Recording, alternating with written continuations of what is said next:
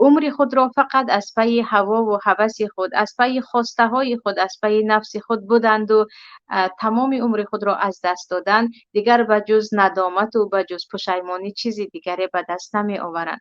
دیگر ماه رمضان دارد با یک ما ویدا میگوید و پروردگار همه مایان را و تمام مسلمان های جهان را و این چنین تمام مردمی عزیز سرزمین تاجیکستان را به رمضان دیگر بگذار برساند و این رمضان و این شبهای قدر ما آخرین شب قدر ما در حیات ما نباشد که ما باز با عبادت های خود برای رضایت پروردگار در عمل باشیم.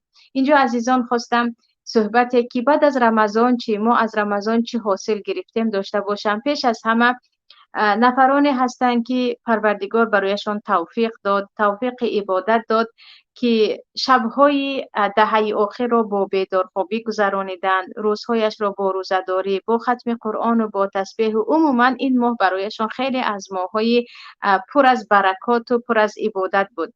ولی یک مسئله هست که هر راهی که هست در آن راه حتما شیطان با یک دروازه داخل می شود و یا اینکه خود نفس انسان. برای همین هر کسی که این ماه را با عبادت گذرانید زینهار که مغرور نشود، مغرور نشود که انا من این عبادت ها رو کردم، انا الحمدلله من این کارها رو کردم و انجام دادم. برای آن که یگانه پروردگار میداند که عملی که در نزد او قبول است و خود مسلمان ها، خود اهل تقوا را الله در قرآن ذکر کرده میگوید والذین یؤتون ما آتوا و قلوبهم وجلة انهم الی ربهم راجعون. مؤمنان حقیقی نفرانی هستند که اون چیزی که الله برای آنها رزق داده است آن را به دیگران صدقه میکنند. باز قلب های آنها در ترس و هراس است که مبادای صدقه ما قبول نشده باشد، مبادای عمل ما قبول نشده باشد. پروردگار و عمل ما را قبول کن. انما یتقبل الله من المتقین. پروردگار میگوید من عملهای نفران تقوادار را قبول میکنم. نه همه نماز در نزد الله قبول است، نه همه زکات و صدقه، نه همه روزه و ذکر قبول است. اینجا انسان هایی هستند که یا با مغروری که من این کردم و آن کردم و یا انسان هایی هستند که باریا تمام عمل های کرده خود را برباد میدهند. انا اینجا هست که الله میگوید ولا تمنن تستکثر. مبادای از عملهای کرده خود به پروردگار منت نگذار که من چه عبادت‌هایی کردم.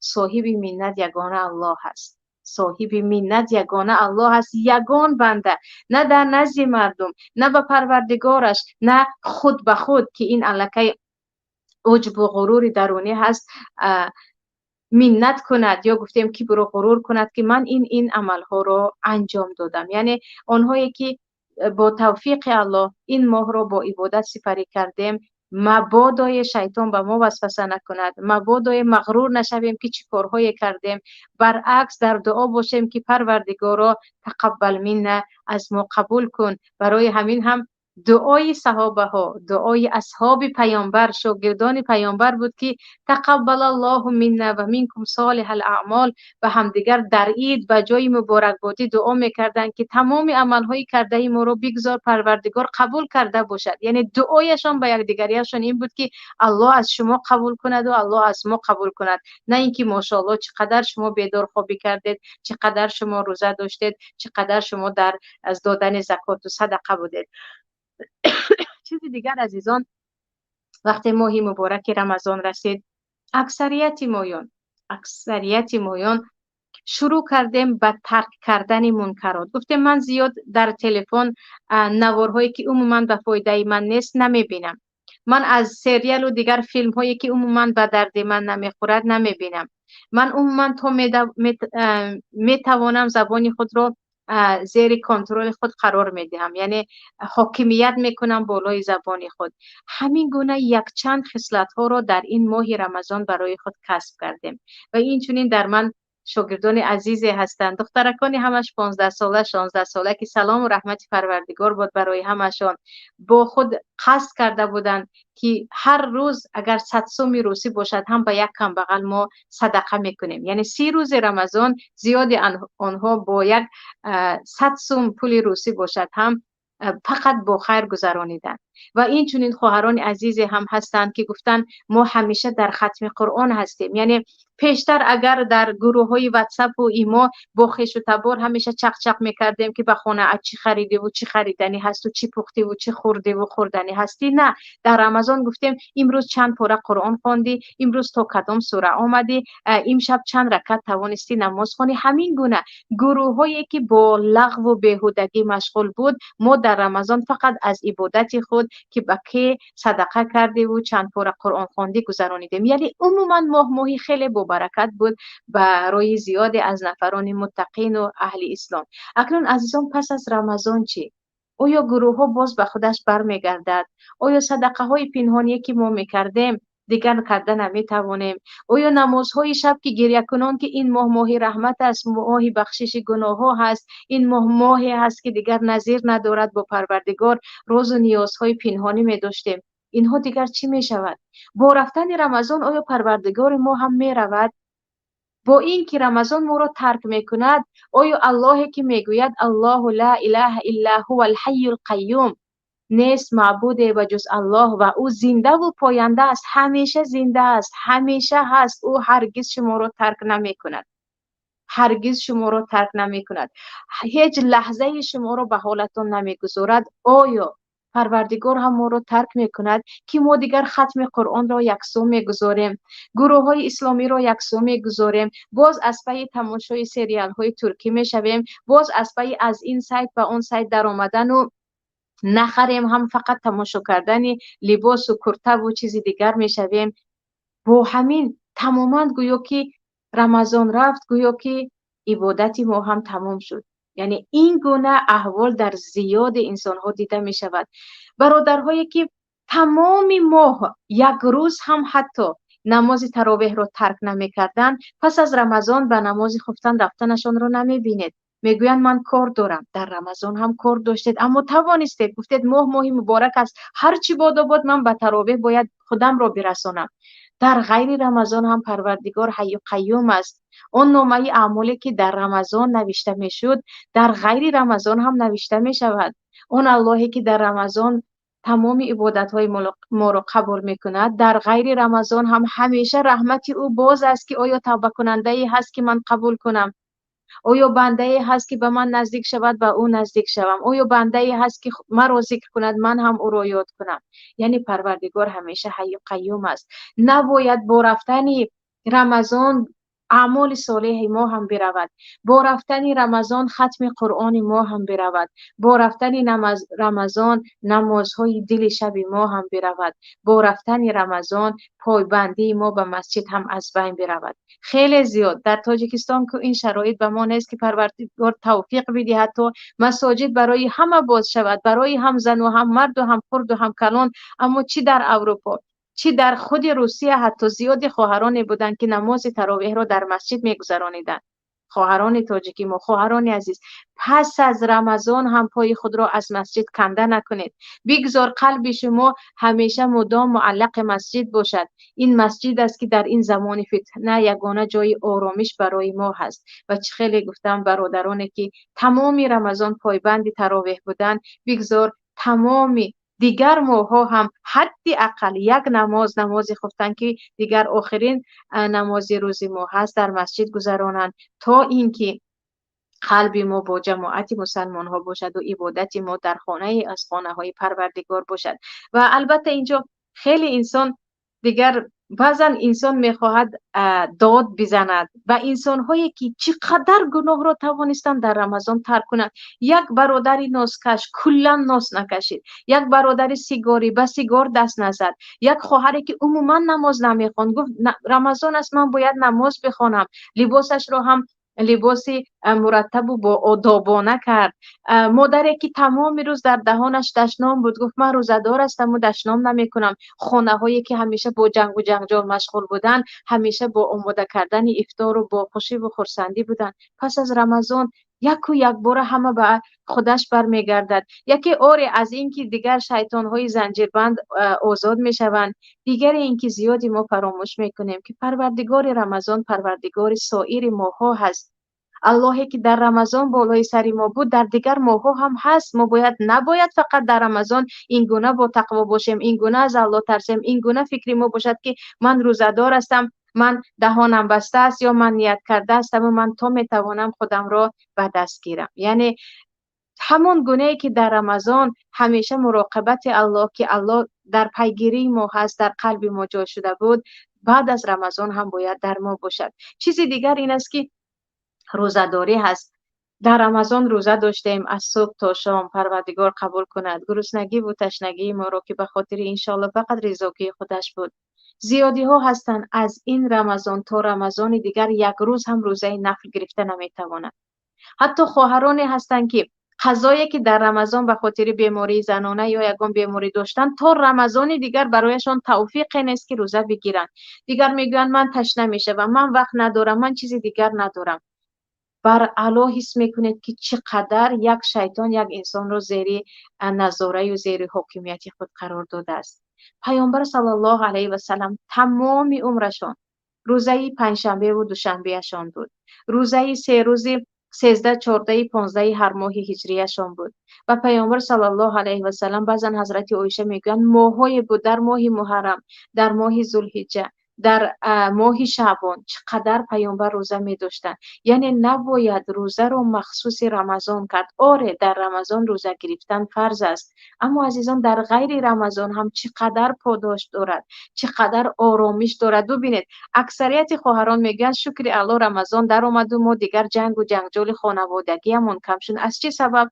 از اینکه گرسنه هستید، فکرتون در برده نان است. دیگر برای شما با کی جنگ کردن و عیبی کی رو گفتن و این چیزها عموما هیچ یک عجایبات ندارد. یعنی نمیخواید عموما به کسی دخالت کنید و کسی به شما دخالت کند هم دیگر پروایی ندارید. ما میتوانیم بعد از رمضان هم این اخلاق رو دارو باشیم. ما میتوانیم پس از رمضان هم این گونه زندگی کنیم. ما میتوانیم پس از رمضان هم در انتظار افطار و در آماده کردن سحور باشیم.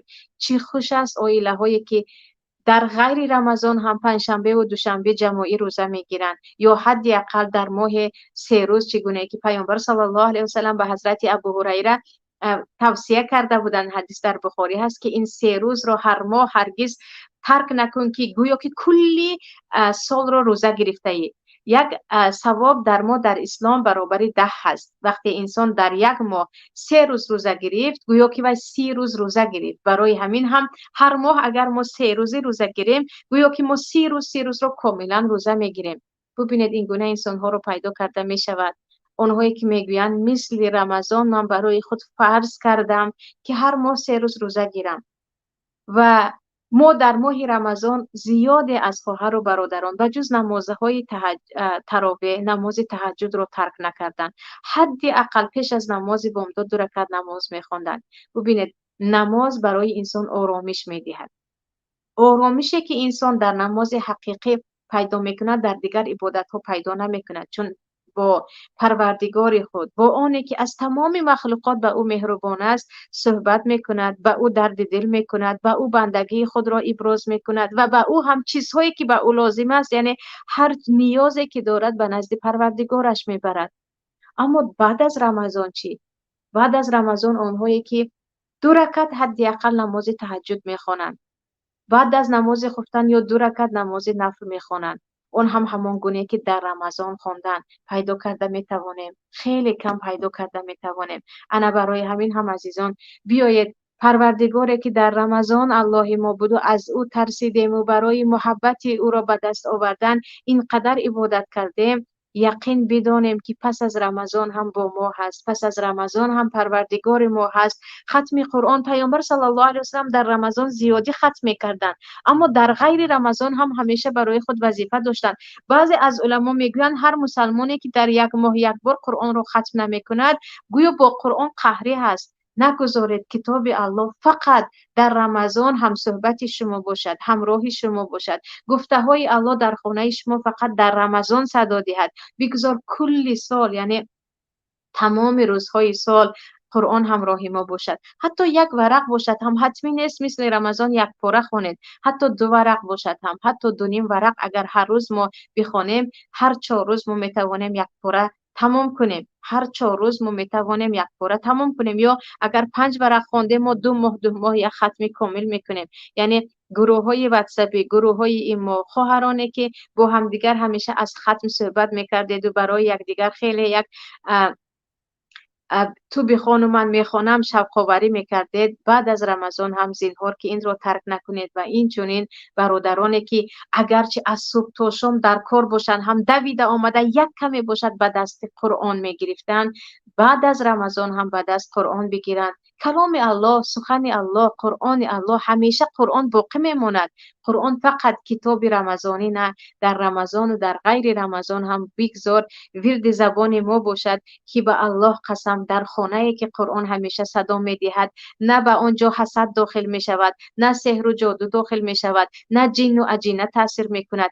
برکت بالای برکت، سکینه یا گفتیم آرامش بالای آرامش به آنجا می‌آید. چون این حدیث پیامبر است که هر خانه‌ای که در آنجا قرآن خوانده می‌شود، ملائکه ها، فرشته ها آن خانه را احاطه می‌کنند و به آن خانه آرامش نازل می‌شود. یعنی بگذار در رمضان هم در غیر رمضان هم این آرامش نصیب خانواده یک و یک ما و شما باشد.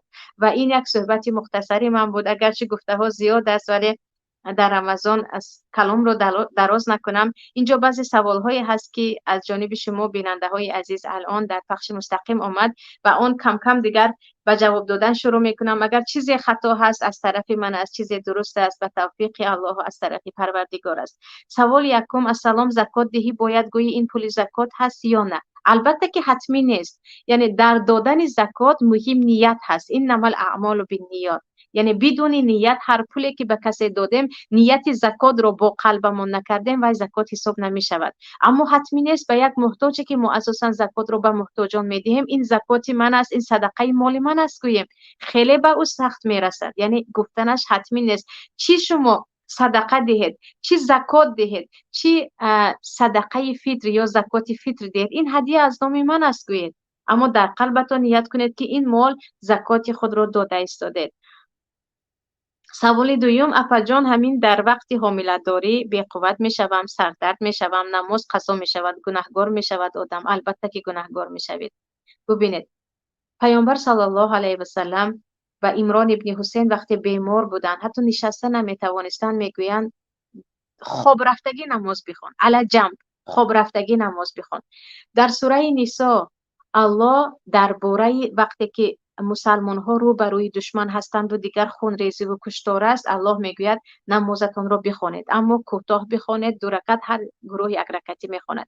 پیامبر صلی الله علیه و سلم هرگز در بیماری هم حتی در جنگ و در سفر هم نماز رو ترک نکرده بودند. شما بی قوت هستید نشسته نماز خوانید، گفتید من برای نشستن هم قوت نمی کنم، خوب رفته نماز خوانید به یک پهلویتون. فاتقوا الله ما استطعتم. به قدر توانایی خود ما پروردگار رو عبادت میکنیم و هرگز گناهگار نمیشوید. طهارت کرده نمیتوانید، تیمم کنید. انسان هایی که بیمار هستند برایشان طهارت حتمی نیست، میتوانند به خاک 1 بار دست بزنند، به دست خود مس بکشند، 1 بار دیگر دست بزنند به چهره خود، با همین دیگر این طهارت است. نمیتوانید سنت ها رو خوانید، فقط فرضش رو خوانید. برای اینکه بیمار هستید نشسته خوانید، خوب رفته خوانید، اما نماز ها رو ترک نکنید.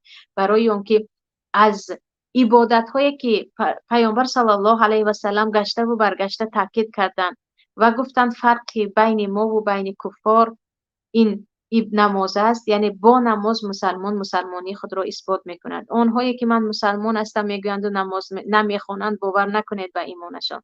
باور نکنید کسی که میگوید من ایمان دارم اما نماز نمیخواند. چگونه وقتی الله برایت فرض کرد و مؤذن هر روز 5 بار صدا میکند که بیا به نزد پروردگارت نماز بخوان، نمیروی، باز میگویی من به الله ایمان دارم و من مسلمان هستم و من الله را دوست میدارم. یعنی به هر حالتی که هم باشد نماز رو بخوانید. سوال سوم: اپای مسلمه میگفتید که در رمضان کدام عملها اجازت هست، یعنی کارهایی که پیش از رمضان میکردیم؟ راستی سوال رو اونقدر هم من درست نفهمیدم. در رمضان چی کارهای اجازت هست، از چی باشد؟ یعنی چشیدن نمک و غسل کردن و شستن دندان شاید از اینها باشد. سوال دیگر: اپای مسلمه مادری من بندیسنده، امشب نمیتونن نماز خوانند تا سحر، پگه شب خانم یگان مشکلی ندارد یا نمیشود؟ خواهر عزیزم یا هر برادری که سوال رو دادید، نمازهای شب نمازهای فرضی انسان در بیمارستان باشد هم باید بخواند. اما گفتید امشب شب 27 است، شاید که از شبهای قدر باشد که جمهور علما یا اکثریت علما شب قدر شب 27 میگویند. امشب چیکار کنن؟ در بستر باشن هم پروردگار شفایشان بدهد و به تمام بیماران مسلمان، بیماران مردم تاجیک شفای عاجل دهد. فقط ذکر کنند، فقط دعا کنند، با اشاره نماز خوانند، در جای نشست نماز خوانند، یگان مشکل ندارد. یعنی عبادت شب قدر را در بستر بیماری باشد هم به دست آورند، با استغفار کردن، با دعا کردن، با التجا کردن به الله که از این شب بی بهره نمونند. اما فردا هم ما رمضان داریم، پس از فردا هم از شب‌های قدر است که شب 29 هست. سوال دیگر، اگر تراویح 8 رکعت خوانیم در غریبی اجازت است؟ چی در غریبی چی در وطن ما میتوانیم 8 رکعت تراویح خوانیم و میتوانیم 20 رکعت خوانیم. و عزیزان خیلی جای تعجب است، در مکه مکرمه در نزد کعبه با 600 و 700 و 3000 عالم 8 رکعت تراویح میخوانند. کسی رو نمیگوید تو بدعتکار هستی یا خطاکار هستی یا سلفی هستی. در تمام مساجد مصر، در تمام مساجد دولت‌های عرب 8 رکعت تراویح میخوانند. کسی رو چیزی نمیگوید. در اکثریت دولت‌ها 20 رکعت میخوانند. کسی رو چیزی نمیگه، چون مسئله تماما بین علما در تمام کتاب‌های فقه روشن است که پیامبر 8 رکعت تراویح خواندند. سپس حضرت عمر از اینکه مردم تمام شب از مسجد نمی رفتند 20 رکعت خواندند و گفتند همه خانه به خانه شوید تا صبح همیشه در مسجد نمانید. یعنی این مسئله اینقدر گشاد و روشن است، چرا گشته و برگشته نمیدونم بعضی اهل علم در تاجیکستان این مسئله رو سخت میگیرند. نه 8 رکعت تراویح نبود، تهجد بود. پیامبر تراویح رو 20 رکعت خواندن یگان دلیل داره. سبحان الله. حضرت عمر آره خواندن، حدیث صحیح است. اما مادامی که دو قول مثل آفتاب روشن است، کسی این رو کرد ملامت نیست، کسی اون رو کرد ملامت نیست. چرا اینقدر به هم دیگر تهمت زدن و تو سلفی گفتن و تو وهابی گفتن و تو حنفی گفتن و یعنی چیزی که و انسان دلالت میکند که بعضی انسان ها چقدر میخواهند دین رو برای خودشون تنگ کنند، چقدر میخواهند برای مردم یک چیزی کوچک نشان دهند تا اندازه‌ای که مردم نه 20 رکعت نخواندی گناهکار میشوید. در مذهب ابو حنیفه رحمت الله علیه اگر 2 رکعت تراویح خواندید هم گناهکار نمیشوید. 8 رکعت خواندید بهتر است، 20 رکعت خواندید باز بهتر است. این در تمام مذاهب. برای همین مسئله رو اینقدر نباید به جنگ و جنجال و کشمکشی بریم. مسئله ای که مثل آفتاب روشن است دیگر به مردم تا میتوان تنگتر نکنیم. سوال دیگر، فطر روزه رو کی و چقدر باید دهیم؟ فطر روزه رو پیامبر صلی الله علیه و سلم حدیث در بخاری هست پیش از نماز عید دهید گفتگی هستند و خودشان هم پیش از به نماز عید رفتن میدادن. اما در ما آثار صحیح است که صحابه های پیامبر 1 روز یا 2 روز پیش از رمضان دادن را شروع میکردن. 1 روز یا 2 روز پیش از عید رمضان. من پیش از رمضان گفتم. و بعضی از علما مثلا در مذهب امام مالک از 1 روز رمضان دادن و انسان هیچ گناهکار نمیشود. ولی صحابه ها که 1 روز 2 روز پیش از رمضان میدادن، پیامبر صلی الله علیه و سلم پیش از عید رمضان نماز عید رو خواندن میدادن. سنت این است که 1 روز 2 روز پیش از رمضان، عید رمضان 2 روز پیش از عید گفتیم الله که پس فردا دادن رو شروع کنیم. و چقدر از پیامبر ساعا من التمر ساعا من الشعیر گفتگی هستند. یک مردی گفتیم میانه 4 بار با 2 دستش 1 2 3 4 میگیرد. این سا حساب میشود که بین برنج و ارد و خرما کیلوها فرق میکنن. ارد سبکتر است، آره 4 تا گرفتیم 3 کیلو نمیشود، اما خرما رو 4 تا گرفتیم 3 کیلو میشود تقریبا. برای همین بعضی علما 3 کیلو، بعضیا به 3 کیلو نزدیک، بعضیا شما 3.5 کیلو دهید ثواب زیادتر میگیرید میگن. اما پیامبر سا یعنی با 4 بار با همین گونه 2 کفی پوری 1 مرد حساب کردگی هستند. و این را ما باید به کمبغلان دهیم، به محتاجان دهیم. و پولش رو آیا دهیم میشود یا نه؟ یعنی اگر گفتیم 3 کیلو ارد، پولی 3 کیلو ارد رو دهیم میشود یا نه؟ یگانه در مذهب ابو حنیفه رحمت الله علیه پولش رو داده میشود که به این قول امام بخاری هم هستند و از علمای پیشتر ابن تیمیه هم هستند و بعضی از علمای معاصر هم هستند. در صحیح بخاری در همین باب امام بخاری آثار از صحابه ها میارند که بعضی صحابه ها فقط در من کاملا حدیث در فکرم نیست که حتی از لباس هم گرفته بودند و از شیر خشک هم. یعنی تمامی نفرانی که چوپان هستند و در آنها خرما و آرد کمیاب بود و آنها میگفتن شما از شیر خشک یا از همان چیه که دارید مسکه و از سوزمه و از اینها بدهید. برای همین امام بخاری هم به این فکر هستند و ابو حنیفه رحمت الله علیه هم میگن مقصد فقط کمک کردن است، کمک کردن به محتاج است و ما با آرد هم کمک کرده میتوانیم، با پول هم. و بعضی از علما میگویند در زمان پیامبر پول تنگه های نقرگین و تیلاگین بود. یعنی وقتی ما پول میگفتیم پول کاغذی امروزه نبود، تنگه های طلا و نقره بود که در قم بغل ها اون تنگه ها یافت نمیشد. اساسا در مردم خرما پیدا میشد در خانه اشان، گندم یا جو پیدا میشد. برای همین از این که زکات فطر را پیامبر صلی الله علیه و سلم برای هم انسانی آزاد، هم انسانی برده یعنی در اسیر بوده، هم برای کم بغلان فرض کردن، شما در خونه‌تون برنج است، ارد است، گندم است، از آن دهید. و پولش رو هم خیلی گفتم از بعضی صحابه ها دلیل هست و خود امام اعظم ابو حنیفه رحمت الله علیه هم میگن با پول دادن ما زیادتر کمک میکنیم. شاید برنج دارد چیزی دیگر ندارد میشود پولش رو هم دهیم. اما بقیه مذاهب میگن پیامبر همیشه خرما و مثلا از جو و از اینها گفتند و ما باید از خرما دهیم. سوال دیگر، آیا ختم قرآن را به گذشتگان بخشیده می شود؟ یکی مسئله های خیلی وسیع و ختم قرآن است. گویا که ختم قرآن باید بخشیده شود، بخشیده نشود گناه هست که اینقدر زیاد همین ثواب را می دهند. عزیزان، قرآن برای ما نازل شد تا که ما خوانیم و عمل کنیم و البته آنهایی که حافظ قرآن هستند و میخوانند ثواب میگیرند. پیامبر به مرده ها میبخشیدند، به مرده ها پیامبر بخشیده نیستند. صحابه ها به ارواح پیامبر یا دیگران قرآن بخشیده بودند، بخشیدگی نیستند.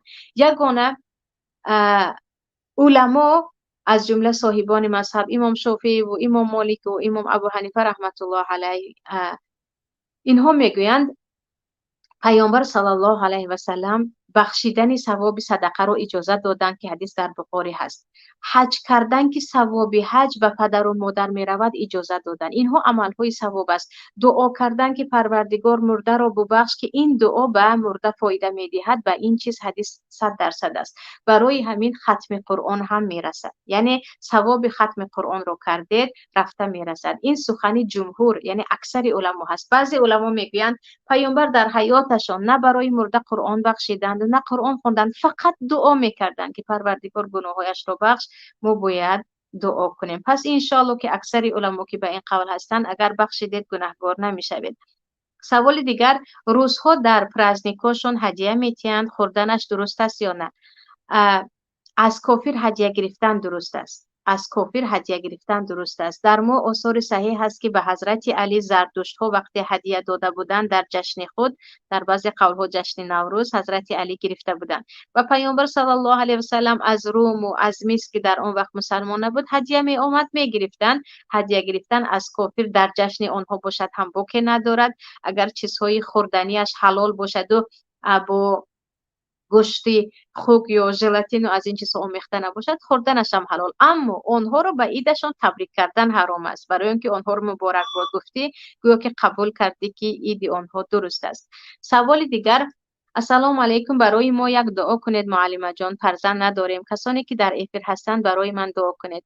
پروردگار برای تمام نفران بی فرزند، برای تمام خواهر و برادران زودتر فرزندی صالحی که در عبادت پروردگار و در خدمت پدر و مادر باشد نصیب بگرداند. آمین. شما هم بگویید آمین که پروردگار به این خواهر و به دیگرانی که در انتظار فرزند هستند فرزندی سالم و صالح نصیب کند.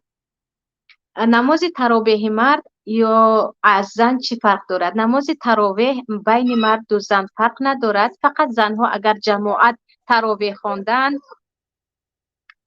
اگر زنها ببخشید یک دقیقه، اگر زنها جماعت تراویح خواندند آرامانه میخوانند.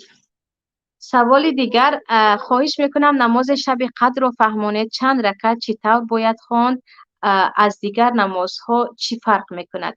نماز شب قدر همون گونه که پیامبر صلی الله علیه و سلم در غیر نماز شب قدر نماز میخواندند، 8 رکعت پررگی با رکوع درو دراز، با سجده درو دراز، عیناً همین گونه در شب‌های قدر هم نماز می‌خواندند. فقط در دیگر شب‌ها خواب کنند، در شب‌های قدر خواب نمی‌کردند. برای همین شما عادی نماز تهجد گفتید، همون نماز قدر است. عادی نماز تراویح خواندید، نماز قدر است. مهم شما با آرامش درو دراز، با حضور قلب نماز کنید. مخصوص نیت کردم 2 رکعت نماز قدر گفتن، نیت کردن و سوره لیلة القدر رو حتما خواندن، این گونه نماز از پیامبر آمدگی نیست. یا نمازی که مثل تحفه رسول یا پیامبر گفته باشن که شب لیلة القدر 2 رکعت نماز دارد، آن رو خواندی این میشه و آن میشوی، یا 400 ثواب و چند ماهی و این گپ ها یگان تاش دلیل ندارد. یگان تاش دلیل ندارد. عادی نماز تهجد میخونید، فقط تهجدی که در شب قدر میخونید از تهجد ماهای دیگر فرق بزرگ دارد. سوال دیگر در حاضر ببخشید در وایبر یا واتساپ گروه کشایه تا مورد دچار یگان معما شبهه ها شدیم به شما مراجعت کنیم. البته در ما هم در تلگرام هم در واتساپ گروه ها هست. گروه ها فقط برای خواهران هستند، چون برای برادران الحمدلله علمای زیاد، طالب علمان زیاد هستند و خواهرها خیلی تنهایی میکشند. برای خواهرها ما هم در تلگرام هست هم در واتساپ هست که خواهش میکردم در زیر همین نوار گروه سوال جواب تلگرام رو اگر میتوانستم برادران تکنیک گذارند. سوال دیگر، آیا بجای فدیه برای مادر بیمار فرزند روزه گیرد ممکن است یا نه؟ در همین مسئله یگان دلیل وجود ندارد. از نامی پدر و مادر روزه گرفتن وقتی که آنها زنده هستند کسی اجازه نمیدهد. باید فدیه دهید و فدیه خیلی کم است عزیزان. یعنی انسان با فدیه دادن کم بغل نمیشود. یک کاسه آش با یک بردنان این فدیه روزه هست. یک کسی که امروز روزه نگرفت و بیمار است یا پدر و مادر پیرانسال اگر روزه نگرفتن با یک کاسه آش و یک برده نان میتوانیم روزه آنها را دیگر ما جبران کنیم. یا اینکه اگر خام است 1.5 کیلو ارد یا 1.5 کیلو برنج. یک نفری که نظر داشت یا قضا داشت و از دنیا وفات کرد، صحت و سالم بود، از نام وی ولیش فرزنداش میتوانند روزه گیرند. اما وقتی او از دنیا رفته است، از نام زنده روزه گرفتن یا روزه کودکان را به زنده ها بخشیدن، اینها تماما چیزهایی است که دلیل ندارد. سوال دیگر، سلام علیکم و رحمت الله و برکاته. استاد جان، ما یگان معلم نیست چه خیلی قرآن را یاد گیریم؟ و علیکم السلام و رحمت الله و برکاته. خواهران عزیز، گروه های قرآن خیلی زیاد هستند و الحمدلله رایگان هم هستند. می توانید انشاءالله به گروه های تلگرامی ما داخل شوید که معلمه ها به خاطر الله بی پول انشاءالله یاد می دهند. سوال دیگر، آخران سوال، اول شب لیلة القدر نماز شب لیلة القدر چند رکعت میخوانید بگوید. البته من درباره‌اش کمی پیش جواب دادم که نماز با نام لیلة القدر وجود ندارد. این شب شب رحمت و مغفرت پروردگار است. زیاد دعا کنید، چقدر میخواهید نماز نافله خوانید، نماز تهجد یا گفتیم نماز تراویح را درو دراز کنید. اما مخصوص نیت کردم بگذارم 2 رکعت یا 4 رکعت لیلة القدر، این گونه نماز در یگان حدیث نآمده است. این بود عزیزان صحبت امروزه من و آخران من در ماه رمضان. بگذار پروردگار از یکایک ماه مبارک رمضان را عبادت‌هایمان را قبول کرده باشد، بری یا خالص برای خودش، و ماه دیگر هم در همین روزها همراه باشیم. بهتر از این روزها حیات شمایان هم، حیات ما هم، حیات کل مردم مسلمان، علل خصوص مردم عزیز من، مردم تاجیکستان به بهتر و بهتر تغییر یابد و برکات پروردگار بالای یکایک شما بگذار باران باشد. السلام علیکم و رحمت الله و برکاته.